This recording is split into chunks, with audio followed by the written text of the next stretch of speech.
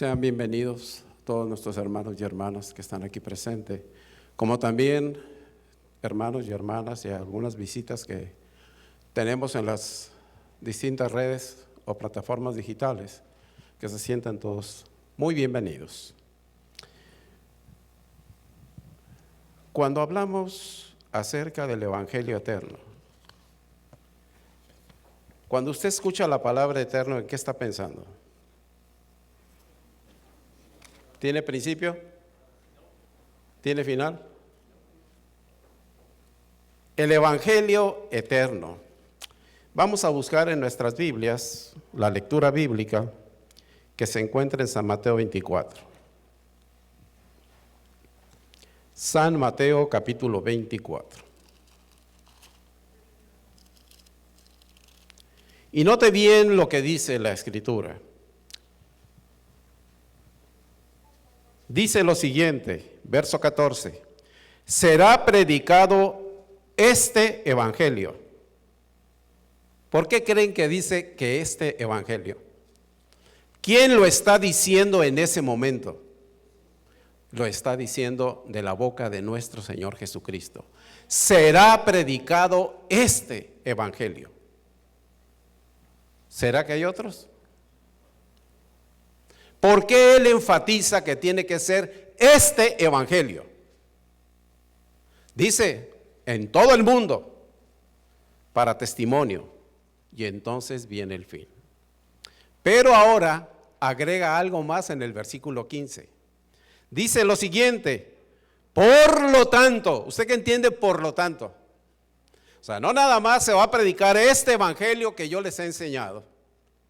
Y por lo tanto, dice, cuando tú veas un poder que se llama la abominación desoladora, ¿verdad? En el lugar santo, el que lee Daniel va a entender. ¿Usted por qué cree que Jesús agrega algo que le habían preguntado acerca de las señales del fin del tiempo y luego agrega que el que lea Daniel va a entender? ¿Qué vamos a entender nosotros? O sea, este evangelio, ¿por qué lo liga con un profeta o por qué lo liga con la profecía? Y sobre todo con asuntos que tienen que ver con el fin del tiempo. ¿Por qué enfatiza él que se tiene que predicar este evangelio? Déjeme decirle, aunque usted no lo crea, pero sí hay otros tipos de evangelios. Aunque usted no lo crea. Y ahorita lo vamos a ver por qué. Porque yo le voy a decir una cosa. Si usted conoce más o menos el pensamiento y cómo se maneja el evangelio en otras denominaciones, usted se va a dar cuenta el por qué vamos a enfatizar mucho el evangelio eterno ahorita. Porque si usted va a todas las denominaciones, es más, usted va a encontrar que el asunto, la parte central del evangelio, ¿quién es? Cristo y la salvación, ¿cierto o no? Dígame alguna denominación que diga que Cristo no es el que salva. Todas es lo que dicen. Todas lo dicen. Es más, hace poco unas amistades que son sumamente católicas, pero de hueso colorado, le dice a mi esposa, le dice, oye, mi sobrina me dijo, ¿verdad?, que realmente el que salva es Jesús, y ahora en la iglesia mía, ¿verdad?, en la iglesia católica, ahora también dice que Jesús es el que salva, ¿verdad? Así que, o sea, ¿en qué? ¿Cuál es la diferencia que hay? Y déjeme decirle, sabemos que el actor principal es Jesús y la salvación. Aquí está. No hay otro nombre dado debajo del cielo en que podamos ser salvos. Pero, aquí va el pero que va a ser la diferencia. Usted va a notar que este evangelio que dice Jesús está enmarcado para hacerlo resaltar en un marco profético. Y le voy a decir por qué. Vamos a Apocalipsis capítulo 18. Apocalipsis capítulo 18. Y note bien, ¿por qué le estoy diciendo esto? Verso 1. Después de esto vi a otro ángel, dice, descender del cielo con gran poder, y la tierra fue alumbrada con su gloria. Y clamó con voz potente, diciendo: ha caído la gran Babilonia. Ahora déjenme leerle. Usted, como los adventistas, conoce estos libros, ¿verdad? Voy a leer la página 203 para ver qué es lo que dice ahí. Y note bien lo que dice la página 203. Página 203 de eventos de los últimos días. El capítulo 18 de Apocalipsis, que es el que acabo de empezar a leer, que toda la tierra es alumbrada, dice, indica el tiempo en que, por haber rechazado el triple mensaje de amonestación de Apocalipsis 14 del 6 al 12, la iglesia va a alcanzar ya un estado que fue predicho por segundo ángel de la caída de las iglesias. Este mensaje será el último que se dé al mundo. Quiere decir que el último mensaje que se tiene que dar al mundo es similar al que dijo Jesús que se tiene que predicar para que pueda venir el fin. Cuando la tierra sea alumbrada con la gloria, entonces dice ahí el versículo 4, dice: y oí con gran voz del cielo que decía: salid de ella, pueblo mío. ¿Quién tiene que salir? Salid de ella, pueblo mío. Y entonces sigue diciendo aquí en la página 203, dice: estos versículos de Apocalipsis 18, del 1 al 4, señalan un tiempo en lo porvenir, cuando el anuncio es de la caída de Babilonia. Y se vuelve a repetir lo que nos dijo Apocalipsis 14, 8 de la caída de Babilonia. Dice: las corrupciones que han estado introduciéndose en las diversas organizaciones religiosas, dice, constituyen lo que es Babilonia, y Dios está pidiendo que salgan. ¿Está claro? Pero tiene que predicarse este evangelio. ¿Qué es lo que nos hace diferentes a nosotros? ¿Estaremos predicando el mismo evangelio que los demás? ¿Por qué creen que dice que tiene que salir el pueblo de ahí? Diversas organizaciones religiosas que se han corrompido. Entonces Dios tiene que llamarlas, pero a este evangelio. Usted va ahorita, como le dije ahorita, en casi todas las denominaciones religiosas dicen que ellos tienen la verdad y que son apostólicos, y que si usted no cree en lo que dicen, ¿verdad?, usted no va a ser salvo. Así tan fácil se lo dice. Pero nosotros los adventistas no decimos eso. Nosotros decimos que tenemos un mensaje y tenemos un gran compromiso, pero tiene que ser predicado este evangelio como lo dice Jesús. ¿Quiere usted verlo, el mensaje como lo presentó Jesús?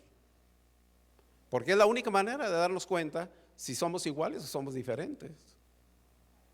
Bueno, busquen su Biblia, por favor. San Juan capítulo 1. Evangelio de San Juan, el capítulo 1. Y quiero que note bien, porque él fue el que empezó a anunciar el evangelio de Jesús. Y esta misma función más o menos la tenemos que realizar nosotros los adventistas. Dice el verso 19, capítulo 1, verso 19. Este es el testimonio de Juan, cuando los judíos, dice, enviaron de Jerusalén los sacerdotes y los levitas, para que le preguntasen: ¿quién eres tú? ¿O tú quién eres? Y él confesó, y no negó, sino que confesó: yo no soy el Cristo. Y le preguntaron: ¿y qué pues? ¿Eres el Elías? Dijo: no, no soy. ¿Eres tú el profeta? Y respondió: no. Y entonces le dijeron: pues ¿quién dices o quién eres? Para que nosotros demos cuenta o respuesta a los que nos enviaron. Dice: ¿y qué respondes de ti mismo? Y entonces él dice: yo soy la voz de uno que clama en el desierto, y vengo a prepararle el camino al Señor. ¿Qué hizo Juan cuando lo fueron a cuestionar? ¿Con qué se defendió él? Oye, ¿tú eres el Cristo? Oye, ¿tú eres Elías? ¿Tú eres esto? Dijo, no. Entonces hizo una cita profética de Isaías 40 del 3 al 5. Yo soy la voz del que clama en el desierto. Yo vengo a prepararle el camino al Señor. ¿Se fija cómo se defendió él? Se fija que usó la Biblia, pero usó la profecía. Bueno, entonces dice, una vez que apareció Cristo, dice el verso 29, el siguiente día vio Juan a Jesús que venía a él y dijo, he aquí el Cordero de Dios que quita el pecado del mundo. ¿A quién señaló? Si usted hubiera estado presente ahí y los conociera a los dos, hubiera dicho, esto no se vale, pues son primos. ¿Cierto o no? Usted hubiera dudado. Pero sin embargo, él dijo, este es el Cordero de Dios. Bueno, comienza Jesús su ministerio. Y fíjese bien cómo comienza Jesús su ministerio. Dice Gálatas 4:4 que llegado el cumplimiento del tiempo, Dios envió a su Hijo, nacido de mujer, nacido bajo la ley, ¿verdad? Porque Dios, en el programa de Dios, en el programa profético, no hay ni premuras ni demoras. Todo llega a su perfecto tiempo. Entonces, cuando Jesús aparece en escena, busque San Marcos capítulo 1. San Marcos capítulo 1. Verso 14. Dice lo siguiente, San Marcos 1:14. Después de que Juan fue encarcelado, Jesús vino a Galilea predicando el evangelio del reino de Dios, o sea, el evangelio eterno, el evangelio del reino de Dios, diciendo, ¿qué les dijo? El tiempo se ha cumplido y el reino de Dios se ha acercado. Dice, arrepentíos y creed en el evangelio. Jesús fueron y Jesús se presenta, note bien, dice, el tiempo se ha cumplido. ¿Cuál tiempo? ¿Sabe lo que estaba haciendo Jesús? Estaba citando Daniel capítulo 9, es lo que estaba citando. Porque Daniel decía perfectamente bien cuándo él tenía que hacer su aparición pública. Otros profetas decían de su nacimiento, pero él decía exactamente cuándo tenía que aparecer anunciando el evangelio eterno. ¿Se fija cómo Jesús usó la profecía? Bueno, entonces Jesús, dice Lucas capítulo 4, que se fue a su iglesia, ahí en la sinagoga, donde él acostumbraba, y le dieron entonces la escritura, y ahí en el capítulo 4, dice lo siguiente, verso 16, vino, dice, a Nazaret, donde se había criado, y él dice, y en el día de reposo entró en la sinagoga, y conforme a su costumbre se levantó a leer, y se le dio el libro del profeta Isaías, dice, y habiéndolo abierto el libro, dice, él halló el lugar donde estaba escrito, el Espíritu del Señor está sobre mí, por cuanto me ha ungido para dar buenas nuevas a los quebrantados y predicar el año agradable de Jehová. Y entonces, una vez que terminó de leer, ¿verdad?, cerró el rollo, lo entregó, les dijo, hoy se ha cumplido. ¿Qué estaba haciendo Jesús? Dígame, los de su iglesia o de su sinagoga le creyeron. ¿Qué querían hacer con él? Lo querían matar. Nada más porque se atrevió a citar la profecía, porque él realmente estaba citando, ¿verdad?, la profecía así como lo había hecho Juan. Él había citado en Daniel 9 y luego después Isaías 61 versos 1 y 2. Estaba utilizando la profecía para poder defender, ¿verdad?, su postura. Durante su ministerio, fíjese bien, él empezó a hacer sanaciones y empezó a hacer un sinnúmero de cosas. De tal manera que la gente se acercó y lo empezaba a cuestionar. Y el mismo Jesús se lo dijo a sus apóstoles, ¿qué dice la gente que soy yo? ¿Verdad? Cuando Pedro le dijo, tú eres el Cristo, el Hijo del Dios viviente, dice, bienaventurado, porque esto no te lo reveló ni carne ni sangre. Pero ¿usted cree que lo había aprendido Pedro? Al principio, ¿vas a ir a la fiesta? No, aún no ha llegado mi hora. Y lo querían precipitar. Le dijeron, no ha llegado mi hora. Cuando llegó la hora, Pedro se levantó inmediatamente para que no lo aprendieran. Dijo, Pedro, Pedro, vuelve tu espada, ¿verdad? Porque si no, ¿cómo se va a cumplir la escritura? Se movía Jesús como un relojito, ¿sí o no? ¿Se fija bien? Tocante al asunto profético, sabía perfectamente bien dónde estaba parado, cuándo no debía de actuar, cuándo sí debía de actuar. Y cuando llegó el momento, se cumplió la profecía toda en él. Yo le pregunto, ¿usted cree que los apóstoles entendieron? Busque Lucas 24. Lucas 24. ¿Se acuerda que previamente a esta entrevista de Jesús con los apóstoles, Jesús tuvo otra entrevista con dos que iban camino de Emaús? Y verdad que les empezó a abrir las escrituras para que pudiesen entender, ¿verdad? Entonces dice que lo único que se entiende es que ardía el corazón. Pero cuando Jesús se presenta con los apóstoles directamente, dice el verso, fíjese bien, ahí en el verso 25,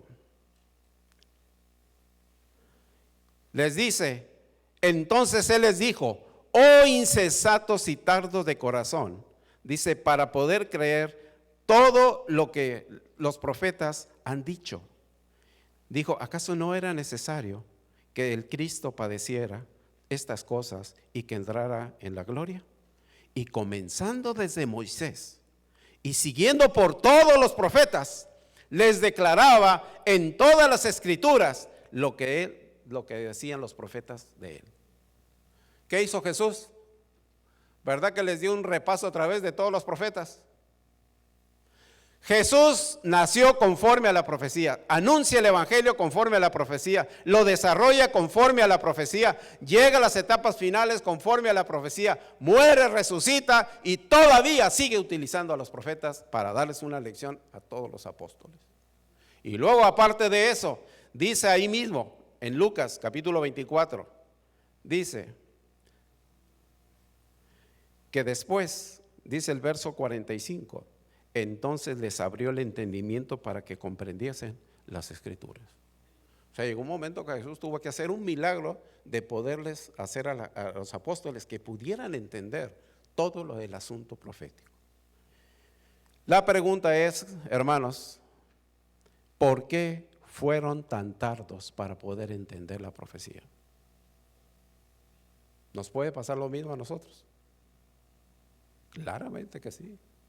Nos puede pasar. Pero Jesús no fue el único que usó la profecía. Ustedes pueden leer todas las cartas que están escritas en el Nuevo Testamento. Ustedes pueden leer todo lo que los demás apóstoles escribieron. Vamos a suponer, usted llega ahí a Hechos 2, donde se manifiesta el Pentecostés, o sea, la lluvia temprana.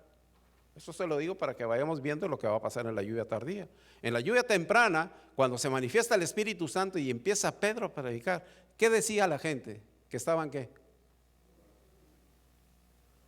Entonces, lo que hace Pedro, dijo, espérense tantito. Aquí está lo que dijo Joel, allá 600 y pico de años. Esto lo dijo Joel 2, ¿verdad? Que iba a descender y esta es la manifestación. ¿Me quiere seguir conjeturando? Mira, esto lo dijo David así en tal y tal lugar. ¿Con qué se defendió? Con la profecía, fue lo que hizo. No en vano él dice, ¿verdad? El mismo Pedro, ¿verdad? En 2 de Pedro 1, 19 y 20, que tenemos la palabra profética más segura, a la cual debemos estar atentos, porque esto es como una antorcha que alumbra en un lugar oscuro hasta que salga el lucero en nuestros corazones. Porque entiende primero esto, que ninguna profecía es por una interpretación privada o porque se le haya ocurrido a un ser humano en su mente, sino que los santos hombres de Dios, los que escribieron los profetas, fueron inspirados por el Espíritu Santo de Dios. ¿Por qué teniendo nosotros esto? Mire, déjeme decirle, si yo le quitase la profecía a este libro sería un libro de muy buenos consejos. Pero esto lo que hace vivo es el asunto profético. Y le vuelvo a repetir, el evangelio, el cual se tiene que predicar, nos enseñó nuestro Señor Jesucristo a través de Juan y a través de los apóstoles, que tiene que ir enmarcado en un asunto profético. Si no, el evangelio será como todos los que predican. Lo que nos hace diferentes es el asunto profético. Déjeme decirle para que vayamos valorando las cosas. San Pablo dice que la profecía tiene varias funciones, que nosotros no debemos de menospreciar y debemos de retener lo bueno. Y aparte dice, porque la profecía edifica, exhorta y a la vez consuela a la iglesia. Eso lo dice 1 Corintios 14. Es importante el asunto profético. A veces no le damos la dimensión que nosotros queremos o no le llegamos a apreciar. A menos yo confieso, así se lo digo. Yo soy adventista por convicción y el Espíritu Santo así me lo iluminó. Antes de que yo fuera a una iglesia adventista, yo ya había leído. Y entonces, por convicción profética.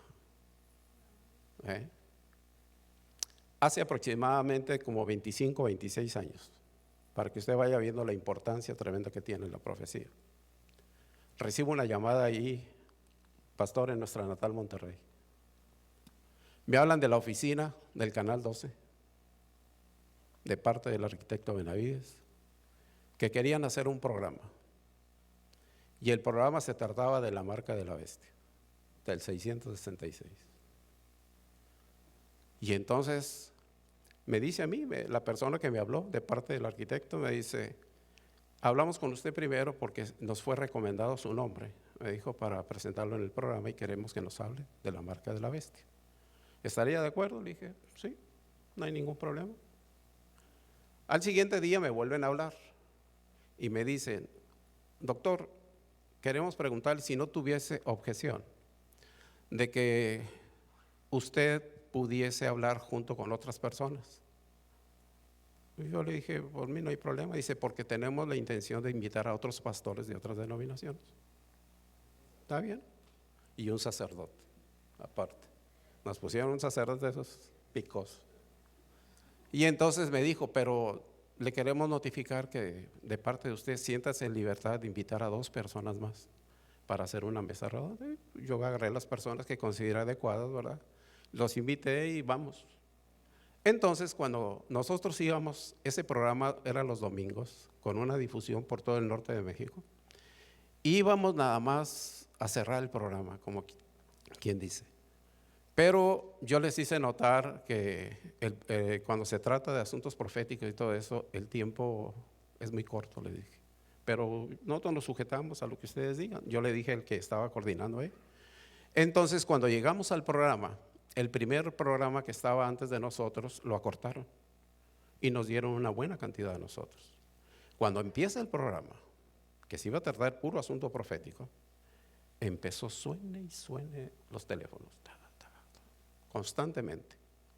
Se impactó tanto el arquitecto Benavides que al terminar ese programa, él nos dijo, pudiesen tener un programa completo de 2 horas el domingo que viene. Dijimos que sí. Eso nos abrió puertas como usted no se imagina. Éramos varios los que estábamos ahí. Y yo le voy a confesar una cosa que yo ya había vivido antes de ese programa. Hubo pastores que tuvieron confianza en mi persona, ¿verdad? Para publicitarme, para dar yo seminarios de Daniel y Apocalipsis publicitados en los periódicos. Y empezaron a venir. ¿Cuánto yo no me imaginaba que todo aquello que yo había aprendido dentro del primer año como adventista, porque yo empecé a investigar a ver qué pensaba y el otro y el otro y el otro, y aprendí bien el dispensacionalismo, aprendí muy bien todo, cómo piensa hasta un testigo de Jehová, cómo piensa todo. Entonces en los seminarios, cuando se abría al público, iba de toda clase de gente y de todas las denominaciones, y nada más al opinar esa gente yo me daba cuenta de dónde era. Luego me daba cuenta. Y entonces eso hacía que yo me preparase más. Cuando llegó ese programa que les digo, eso explotó tremendamente. Porque ahí uno se va dando cuenta y va apreciando el tremendo mensaje que uno tiene. Hasta la fecha, sí, pastor.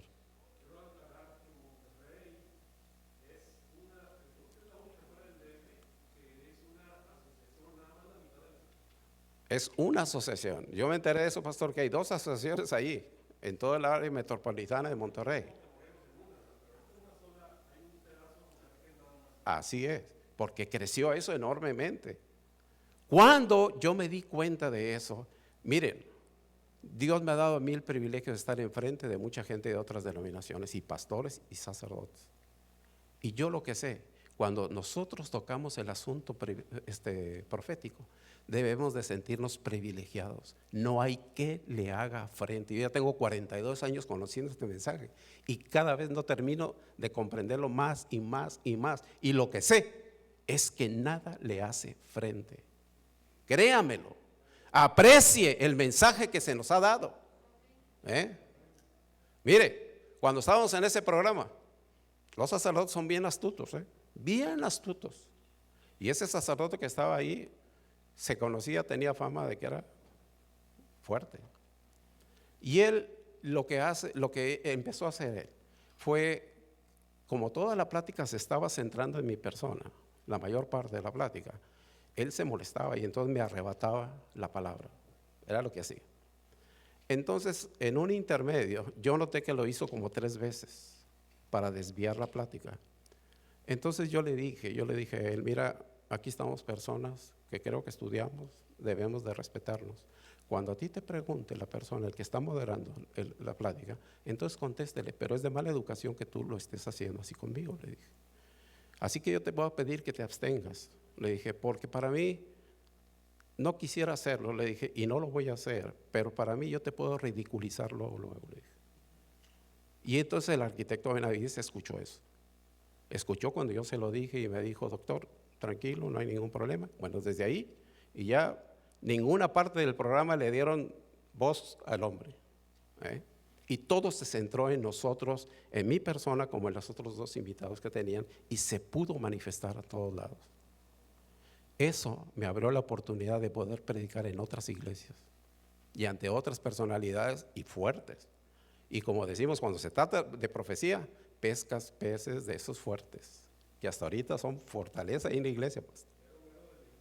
Así es. Así es, porque el mensaje que tenemos es poderosísimo.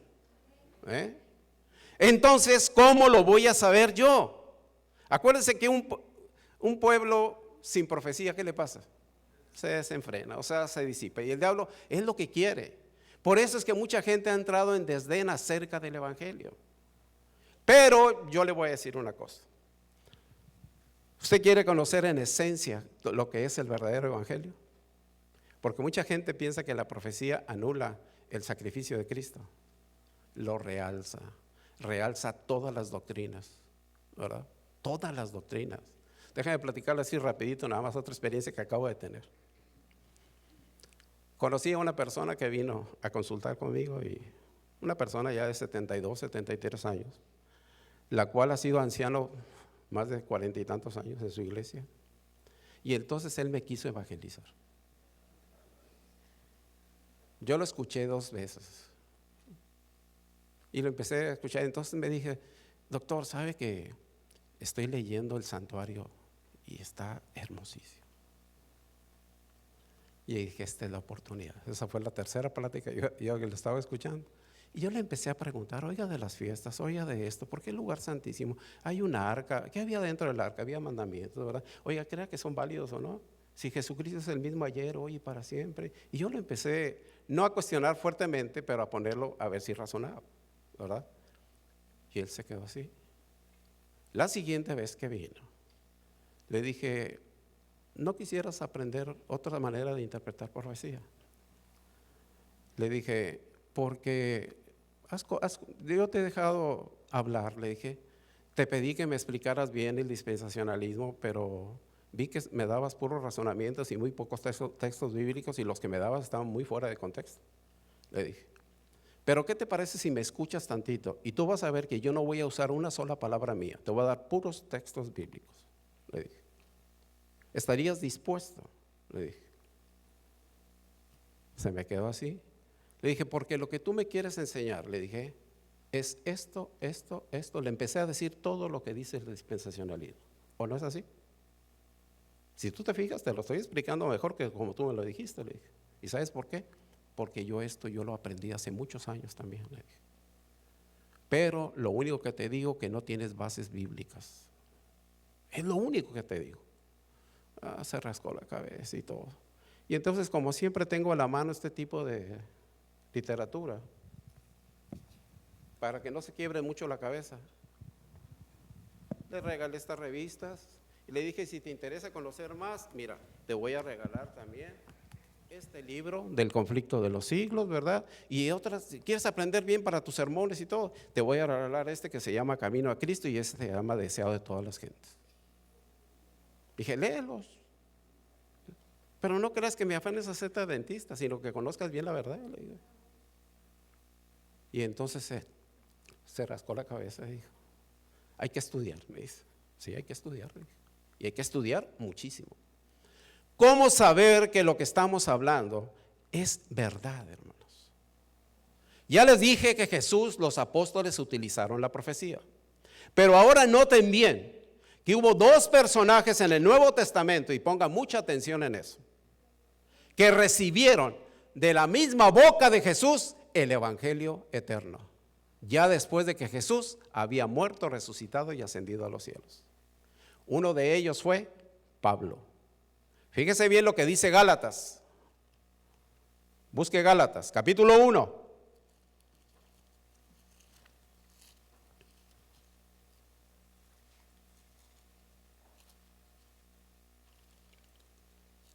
Gálatas, capítulo 1. Verso 11. Dice lo siguiente: mas os hago saber, hermanos, que el evangelio anunciado por mí no es según hombres, pues yo no lo recibí, ni lo aprendí de hombre alguno, sino por revelación de ¿quién? Y es más, él llegó a razonar y llegó al punto que dijo, no hombre, yo sé que esto Dios me escogió desde el vientre de mi madre. Llegó a la conclusión esa, desde el vientre. O sea que desde niño y todo, Dios ya me estaba cuidando para revelar a su Hijo en mí y lo pudiese anunciar a toda la gente. ¿De quién lo había recibido? Ahora yo le voy a preguntar, ¿a cuántas iglesias cree que le escribió San Pablo? Yo con esto que le voy a decir, ponga mucha atención. Yo no sé si fue la providencia de Dios la manera en que los escritores del Nuevo Testamento ordenaron todo el Nuevo Testamento y las cartas de Pablo. Pero la manera en que está ordenado, comenzando desde Romanos hasta terminar Tesalonicenses, porque las demás son cartas que son dirigidas de manera personal a otros como a Tito, Timoteo y todos ellos. No, tiene exactamente a 7 iglesias. Comienza con la gran verdad que la salvación únicamente es en Cristo, que dice Romanos, y va y termina en segunda de Tesalonicenses, porque no vendrá Cristo sin que antes venga la apostasía y se manifieste el hombre de pecado, el hijo de perdición. Tiene exactamente el mismo orden que le dio el Apocalipsis, porque el segundo a los cuales se manifestó el evangelio eterno fue a Juan allá en la isla de Patmos. De boca del mismo Jesús, ya resucitado. Y exactamente, usted va a Apocalipsis, ¿y qué va a encontrar en Apocalipsis? En el capítulo 1 dice, esta es la revelación que el Padre le dio, ¿verdad? A Jesús, Jesús al ángel, el ángel a Juan, y Juan le escribió ¿a cuántas iglesias? Otra vez a 7 iglesias. Eso es lo que comprende el evangelio. Entonces, así como desarrolló las cartas a las iglesias, Pablo, así las desarrolla Apocalipsis, hermano. Y Apocalipsis comienza con la revelación a las 7 iglesias y termina con el advenimiento de Jesús, ¿sí o no? Tiene el mismo orden. Usted quiere entender realmente cómo es el evangelio en Apocalipsis. ¿Quiere saber cómo es?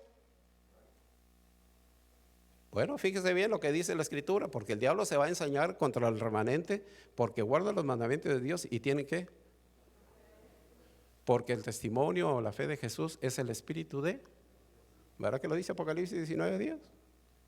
Ahí lo tiene bien claro. Es Jesús el centro, pero el marco es profético. Si usted le quita el marco, está bajándole al valor. Pero si usted lo conserva en el marco, usted va a ver que eso va a lucir de 1000 maravillas. ¿Cómo puedo yo entender Apocalipsis?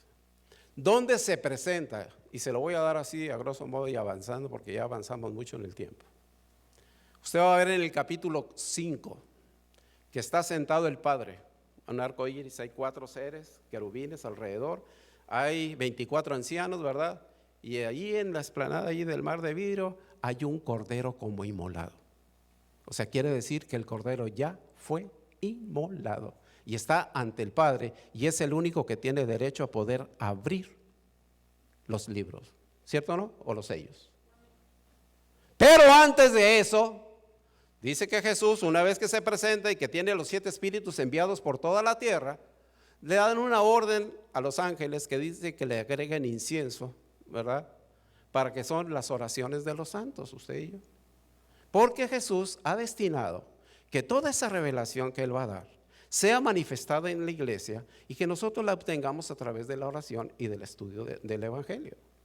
Y entonces dice, porque Él nos ha escogido para ser reyes y sacerdotes, así termina el verso 9 del capítulo 5, dice reyes y sacerdotes, y vamos a reinar aquí en la tierra. Y entonces Pedro, también por revelación, en 1 de Pedro 2:9, dice que Dios nos ha escogido a usted y a mí para ser reyes y sacerdotes de Dios, para anunciar las virtudes, oye bien, las virtudes de aquel que nos llamó de las tinieblas a su luz admirable. Ahí está perfecto, ¿verdad? Dios presenta a Jesús como la garantía. ¿Quiere ver la realidad? Busca Apocalipsis capítulo 7.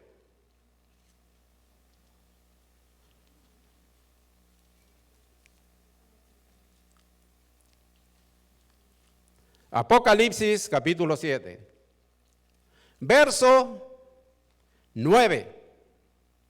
Después de esto miré, he aquí una gran multitud, la cual nadie podía contar, de todas las tribus, pueblos, lenguas, dice, que estaban delante del trono dice, y en la presencia del Cordero, vestidos con ropas blancas y con palmas en sus manos. Dios, que no está sujeto al tiempo, como usted y como yo, Él está mostrando que el resultado del sacrificio del Cordero que está inmolado va a tener éxito, sí o no. ¿Verdad que hay una multitud aquí? O sea, que esa multitud, ese deseo y esa realidad que es en el cielo, usted y yo no lo podemos impedir, porque esa multitud que es el resultado del Evangelio va a ser con nosotros, sin nosotros o a pesar de nosotros. Esa es la realidad. ¿Cómo cuántos cree usted que se van a salvar? 144,000. Dice que no se puede contar, pero yo voy a manifestar un deseo que tuvo Dios en el Antiguo Testamento y espero que se cumpla, y ojalá se cumpla así. Usted sabe que Ezequiel, como Zacarías, son libros bien proféticos. Vamos tantito a Zacarías y va a ver usted lo que va a pasar. Yo le dije que está ahí revelado en el Apocalipsis. Zacarías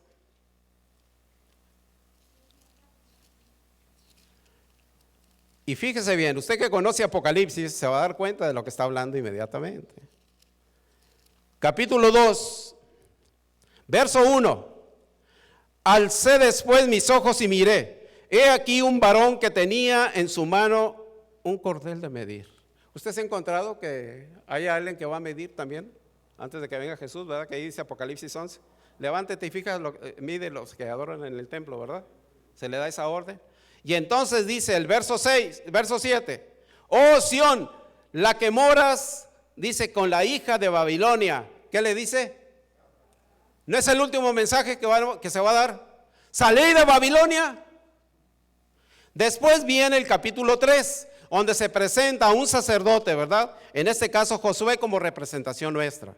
Y dice que los que estamos con él y aceptamos ese mensaje somos varones simbólicos. Ahí lo sigue diciendo, ahí en el verso 7 y 8. Y entonces hay una obra de intercesión antes de que venga el renuevo. O sea, antes de que venga Jesús, tiene que haber alguien que va a hacer caso al santuario y a la obra sacerdotal. De tal manera que viene el capítulo 4 y habla de un candelero de oro y los 2 olivos. ¿Se ha encontrado eso que habla Apocalipsis 11 de eso? Y que no es con el ejército ni con fuerza, sino es con ¿qué? Con mi espíritu. Y luego sigue leyendo el 5 y el 6. Y habla de los caballos. Habla de caballos blancos, habla de caballos rojos, negros y amarillos. ¿Verdad que sí? Bueno, una vez que hace todo eso, vamos al capítulo 10. Verso 1. Pedid a Jehová lluvia en la estación, ¿cuál? Tardía. Jehová hará relámpagos y dará lluvia abundante, hierba verde en todo el campo, dice, en cada uno. O sea, hay lluvia tardía, que es la que nosotros estamos esperando. Y ahora denle la vuelta a capítulo 13.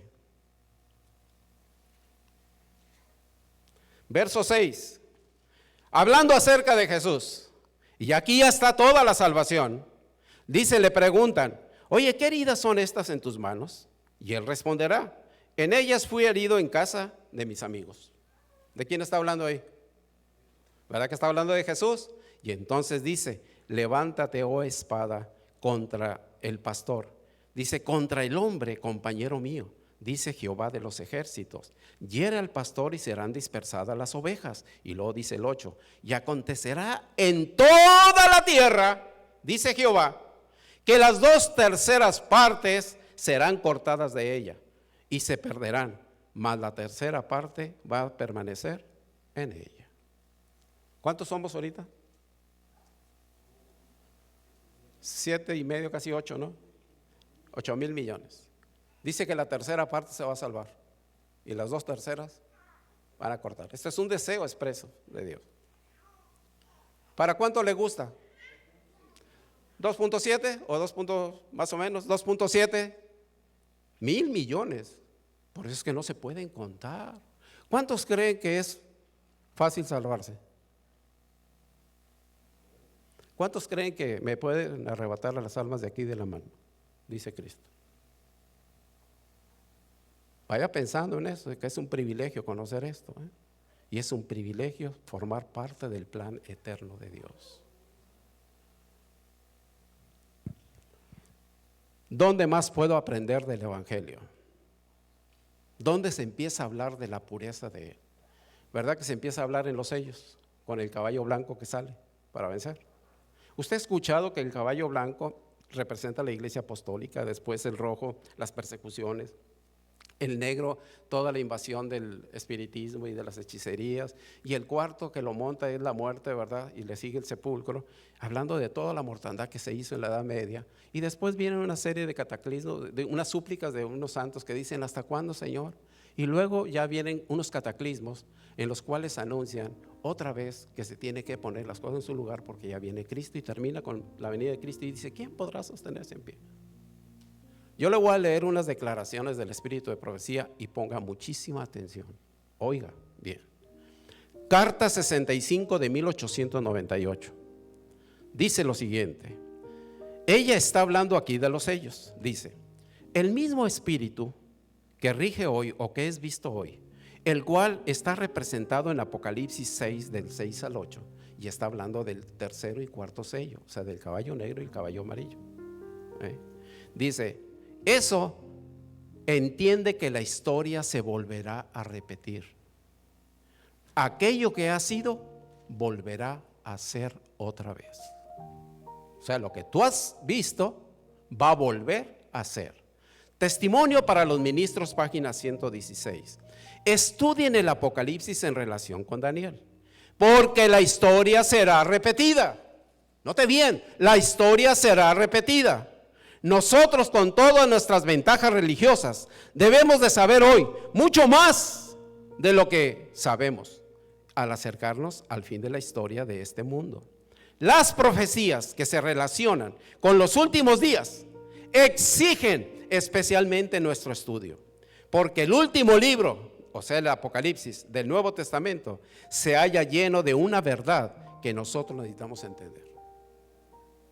La historia se va a repetir, y lo vuelve a decir ella. A ver, vamos a ver.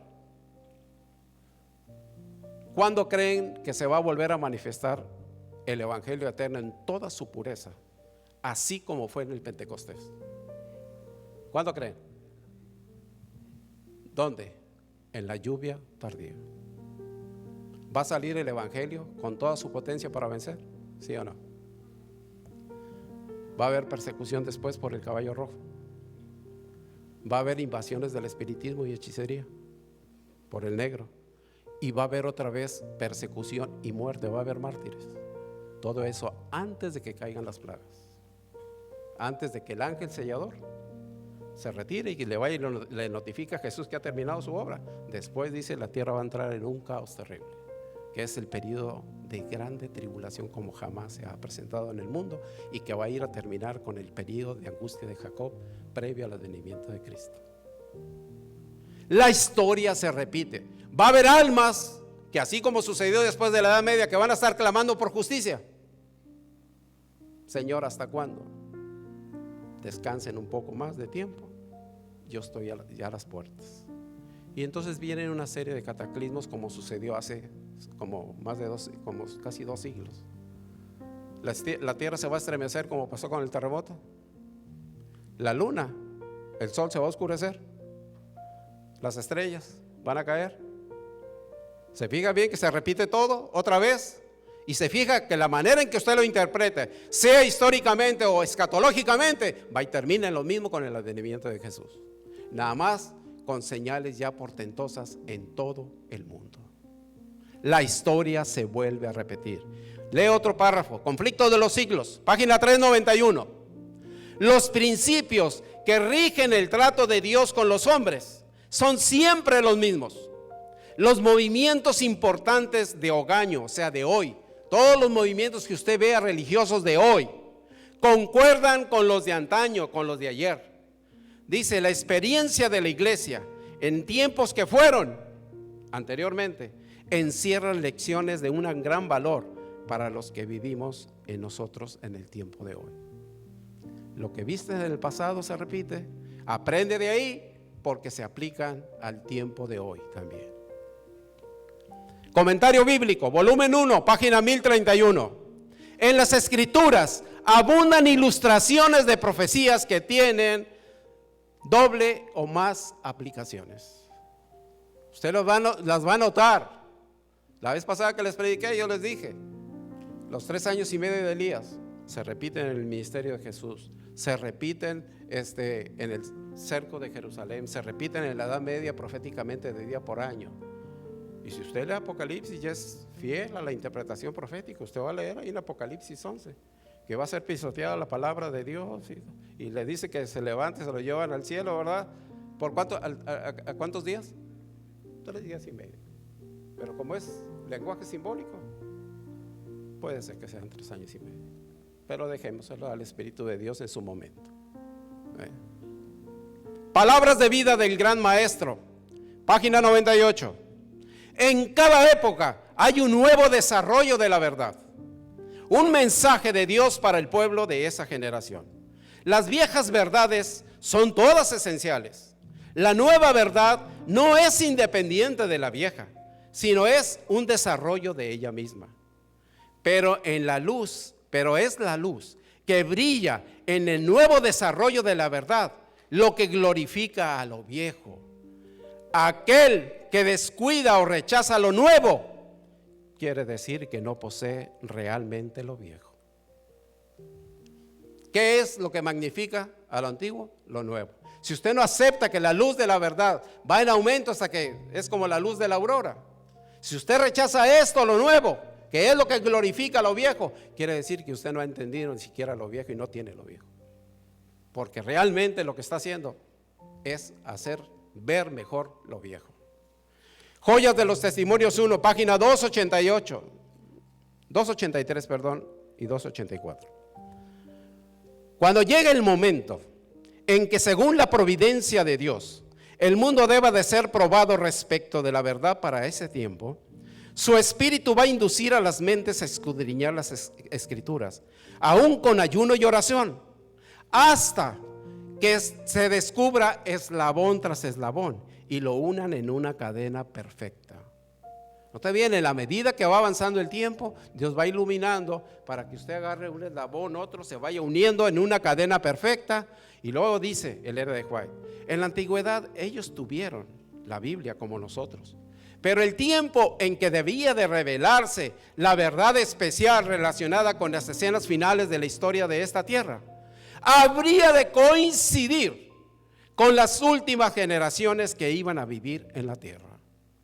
Todo lo que se revela para las escenas finales tiene que coincidir con la generación de ese tiempo.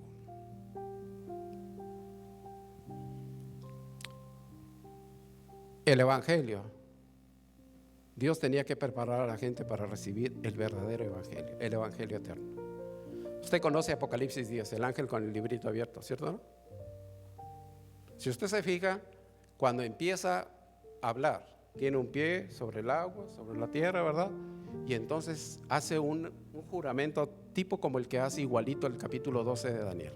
Alza su mano a diestra y siniestra y jura por el que vive por los siglos de los siglos que el tiempo no sería más, sino que en las voz del séptimo ángel, cuando él comienza a tocar la trompeta, el misterio de Dios se va a consumar, como él lo anunció a través de sus siervos, los profetas.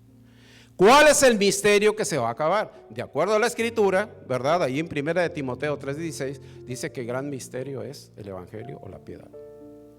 Quiere decir que bajo el toque de la séptima trompeta se va a acabar el misterio. Dice, ve y cógelo, te vas a ver dulce en la boca, pero te va a amargar el vientre.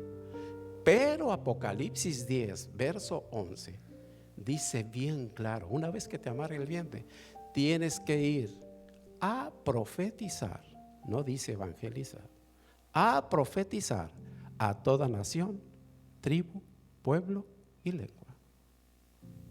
Vamos a llevar el mensaje de salvación, sí, pero en un marco profético. Si no, se descuadra todo, se descuadra todo. El evangelio es bien claro la manera en que fue dado, hermano. A ver, ¿dónde aparece otra vez el evangelio eterno? Después de la séptima trompeta. Usted lo va a ver en Apocalipsis 14:6. Vi volar por el medio del cielo otro ángel que tenía el evangelio eterno para predicarlo a todos los moradores de la tierra. Toda nación, tribu, pueblo y lengua. Y entonces se empieza a hablar de cada cosa. Empieza a hablar del juicio que ha comenzado en el cielo. Empieza a hablar de respetar a Dios como creador. Y aparte de eso, habla de la caída de Babilonia. Y aparte también habla que si alguno adora a la bestia o a su imagen y recibe la marca o adora su nombre, ¿qué le va a pasar? Va a recibir toda la ira de Dios. Va a recibir plagas y al final va a ser destruido con fuego. ¿Verdad que así termina el triple mensaje angelical? Y entonces Elena de Hoy dice, bueno, esos tres ahí están.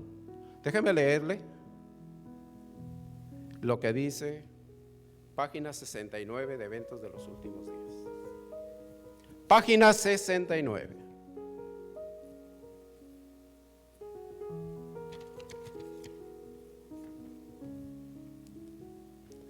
Dice, en estos últimos días es nuestro deber indagar el pleno significado de los mensajes primero, segundo y tercer ángel. Dice, están unidos entre sí y se revelan, dice en el capítulo 14 de Apocalipsis, desde el 6º versículo hasta el final. O sea, no dice que nada más hasta ciertos versículos, no, dice desde el 6º hasta el final.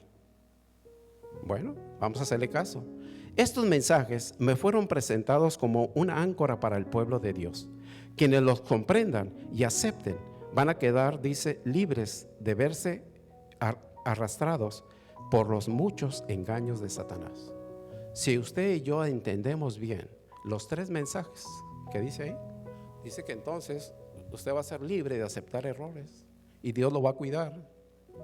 ¿Usted entiende bien todo lo del santuario? ¿Entiende lo del juicio? ¿Entiende por qué debemos de guardar el sábado y respetar a Dios como creador? ¿Entiende bien lo que es Babilonia? ¿Usted entiende todo lo que es Babilonia? ¿Cuántos entienden todo lo que es Babilonia? Porque de ahí tiene que salir la gente. Dice, son las diversas organizaciones religiosas, nada más eso. Ese es todo lo que involucra. Busca Apocalipsis 18 a ver si es cierto que nada más eso involucra. Y vamos a ver si es cierto. Pues todo, pastor, pero hay otras cosas. Y déjenme decirles cuáles. Dice el verso 3, porque todas las naciones, o sea de Babilonia, Todas las naciones han bebido del vino del furor de su fornicación, y los reyes de la tierra han fornicado con ella. ¿Quiénes han fornicado con ella? ¿Y quiénes más? Los mercaderes de la tierra han fornicado también con ella, dice. Se han enriquecido de las potencias de sus deleites. ¿Los qué? Dice ahí, los mercaderes también. ¿Usted sabía que los mercaderes están metidos ahí en el asunto de Babilonia? Peor tantito, déjenme leerle. Dice el verso 11: y los mercaderes de la tierra lloran, hacen lamentación sobre ella, porque ninguno compra más su mercadería. Pero ahora note qué tipo de mercadería. Ahí sigue diciendo, me lo voy a saltar. Ahí sigue diciendo el verso 12, 13, pero lleguemos al 23. De todo el comercio, pastor. Bueno, dice el verso 23: luz de lámpara no alumbrará más en ti, ni voz de esposa ni de esposo se oirá más en ti, porque los mercaderes de la tierra, dice, por tus hechicerías. ¿Qué usaron los mercaderes de la tierra? ¿Usted cree que ellos creen que el muerto sigue viviendo? ¿Usted cree que ese es espiritismo? Yo luego le voy a leer un párrafo ahorita de Elena de White para que vea lo que es. Por tus hechicerías la gente o las naciones fueron engañadas. ¿Está metido el asunto de comercio? Solito a Babilonia, o quien la compone también, porque dice que va a llegar el momento que van a prohibir comprar y vender. ¿Verdad que dice eso? Apocalipsis. Bueno, voy a leer el libro Maranata, página 180. Dice: los gremios, entienda por gremios, uniones. Los gremios serán uno de los instrumentos que traerán a la tierra, sobre esta tierra, un tiempo de angustia como nunca se ha habido. ¿Quién es el que va a levantar todo el tiempo de angustia? Gremios, usando hechicerías, dice. Desde que el mundo fue creado, y dice, pero la obra del pueblo de Dios consiste en prepararse, pues los acontecimientos del futuro, dice, muy pronto los van a sobrecoger con una fuerza abrumadora. En el mundo se formarán monopolios gigantescos. Oiga esa palabra, En el mundo se van a formar monopolios gigantescos. Los hombres se van a asociar en uniones o gremios que los van a encerrar en el redil del enemigo, porque unos pocos hombres se van a unir para apoderarse de todos los medios que se puedan obtener en ciertos tipos de negocios. Hombres que se van a enriquecer, van a hacer uniones en ciertas líneas de negocios. ¿Quiere que le diga algunas?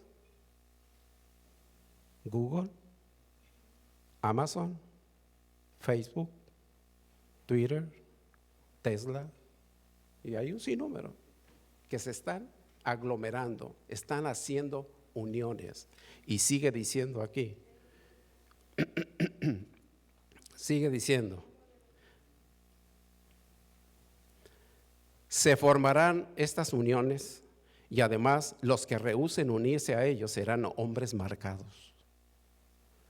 Estas uniones o gremios constituyen una de las señales de los últimos tiempos. Le vuelvo a repetir, estos gremios constituyen una de las señales de los últimos tiempos. ¿Las estamos viendo? Ahora yo le voy a preguntar, ¿cómo cree que trabajan? ¿Cómo cree que lo están haciendo? Individualmente nosotros podemos volverlos o vernos envueltos con las actitudes de Babilonia. Puede ser que sí. Si quiere más detalles, busque el libro Mente, Carácter y Personalidad y vea en la página 17 y 18. Dice que el propósito de Satanás en el fin del tiempo es atacar sin que usted y yo nos demos cuenta. Lo va a hacer. Porque el propósito es unir redes. Oiga esa palabra, El propósito es hacer uniones. de una mente con otra para que al fin, fíjese bien, nada más escuchemos la voz de Él. Y va a utilizar 3 cosas, dice la página 18. Psicología, estudio de la mente. Mesmerismo, que es hipnotismo. Y frenología, que es hechicería. 3 cosas que van a utilizar para poderlo atrapar. Ya voy a acabar.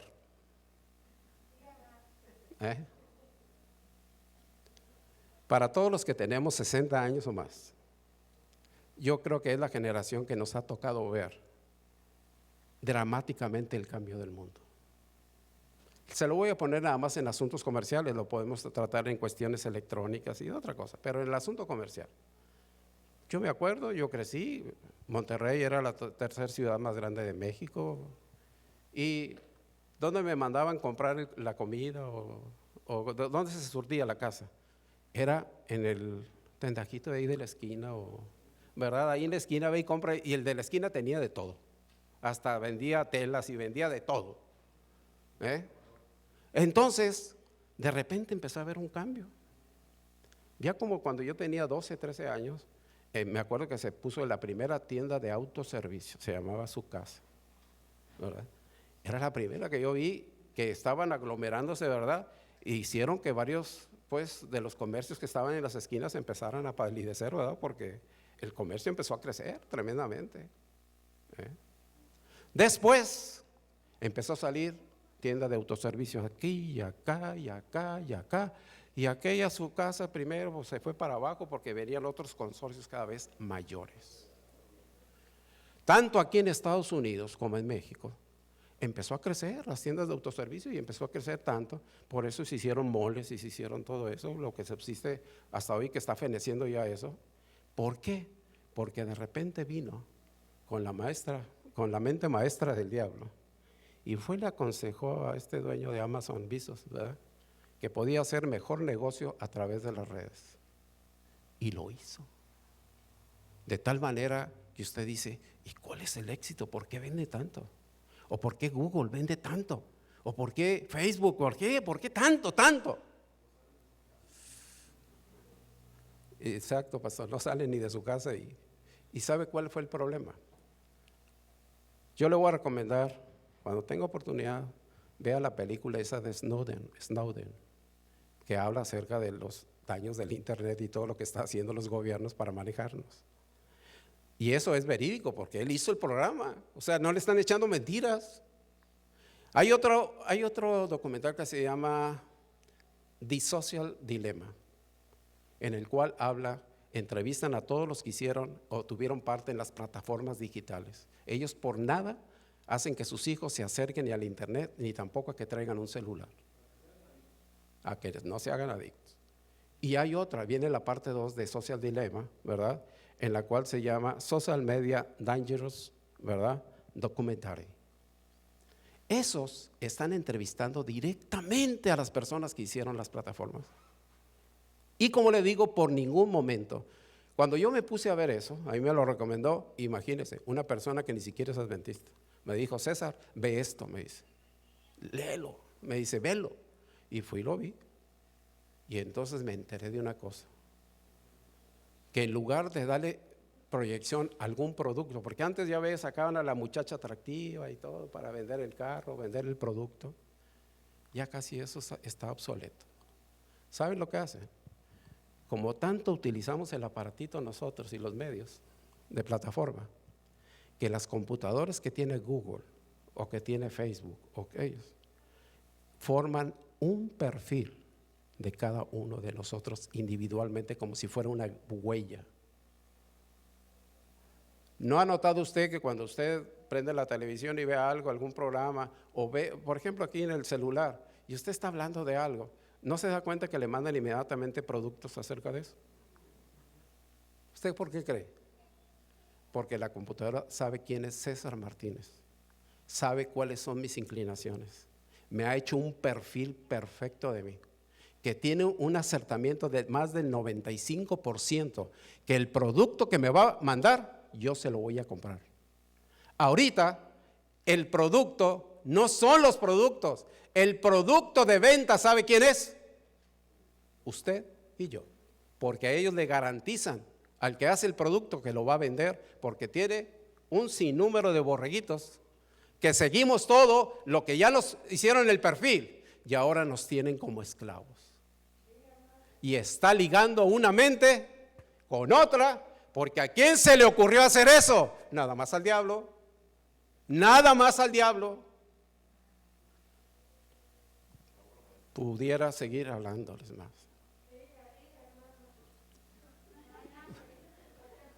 Déjeme decirle, hace como un mes, o menos de un mes, me habló un pastor de aquí del área. No lo digo el nombre porque ustedes lo conocen.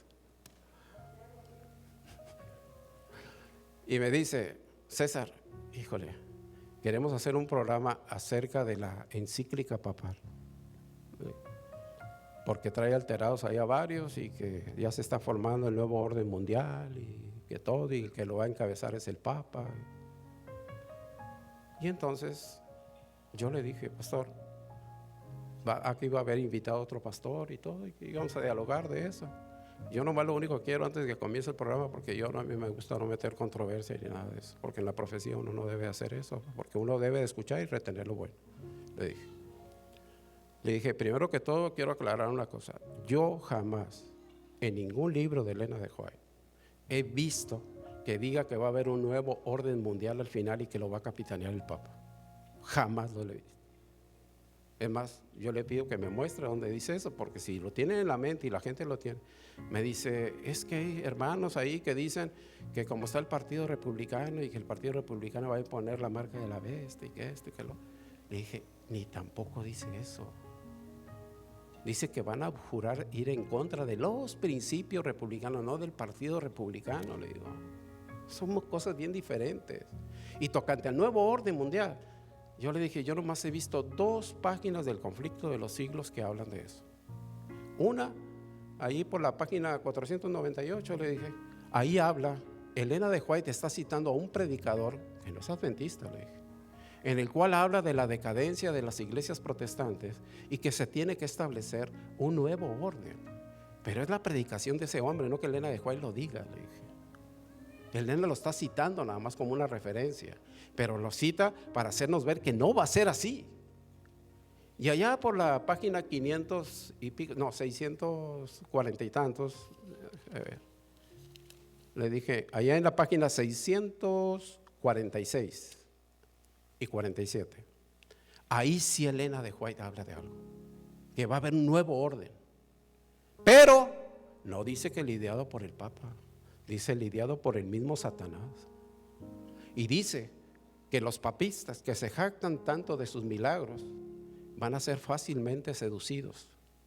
Lo mismo todos los protestantes que hayan arrojado el escudo de la verdad también, porque se va a tratar de presentar un sistema religioso más elevado y nuevo, como si fuera un nuevo orden. Pero a los papistas como a los protestantes que han abandonado la fe, y a los paganos, a los mundanos, a los 3 los va a unir a las filas del espiritismo. Y mire que lo está consiguiendo. Y si usted se deja, va a pasarle lo mismo.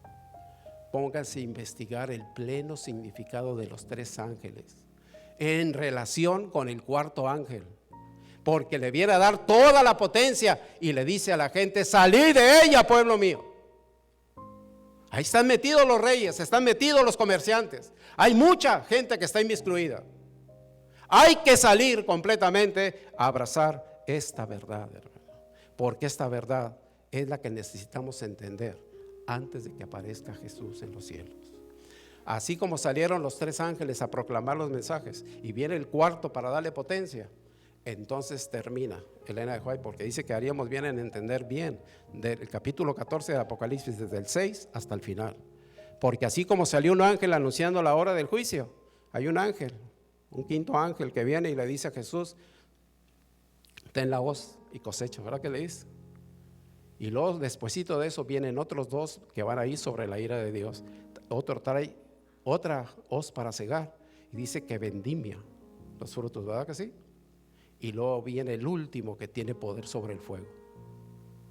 para ser destruidos con fuego. ¿Cuándo van a ser destruidos? Con fuego. ¿En la segunda o hasta la tercera venida? Y luego después se presenta el mar de vidrio donde estamos todos los triunfadores. Todos los que triunfamos sobre la bestia, la imagen, el número y todo. Millones de millones. ¿Quiere usted estar ahí? Póngase en manos de Dios, hermanos. Estudie profundamente. Y el Espíritu Santo, que es el que guía toda la verdad, lo va a guiar, porque esa es la función de Él. Nadie va a enseñar a su prójimo, dice el Nuevo Pacto. Todos serán enseñados por Jehová, desde los niños hasta el mayor. Pongámonos en manos de Dios. Ensalcemos el Evangelio, pero bajo el marco profético. Dios me los bendiga, Dios me los fortalezca y sigamos adelante, alentándonos al amor y a las buenas obras, porque Jesús cada vez está más y más cerca. Cuídense. Vamos a ponernos de pie los que estamos aquí y vamos a terminar con una palabra de oración. Dios santo y poderoso, te damos gracias, querido Dios, por esta gran luz de tu verdad. Sabemos, Señor, que todos los acontecimientos relacionados con el fin del tiempo de la gracia y la preparación para la lluvia tardía han sido ya presentados con claridad. Enséñanos, Señor, ayúdanos a atesorarlo, ayúdanos para que la antorcha de tu verdad pueda alumbrarnos, que tengamos la palabra profética más segura y que le hagamos caso, Señor, porque sabemos que esa nos va a alumbrar donde quiera que vayamos. Cuida mucho a cada uno de los que estamos aquí presentes, a mis hermanos que nos escuchan a través de las plataformas digitales. Bendiciones, Señor, y que nos resguardes de cualquier hechizo, cualquier engaño del diablo. Que vayamos caminando, Señor, en perfecta santidad contigo y se cumpla tu promesa de guardarnos irreprensibles en espíritu, alma y cuerpo para la venida gloriosa de nuestro Señor Jesús. En su nombre lo pedimos y lo agradecemos, Padre. Amén. Muy feliz sábado para todos.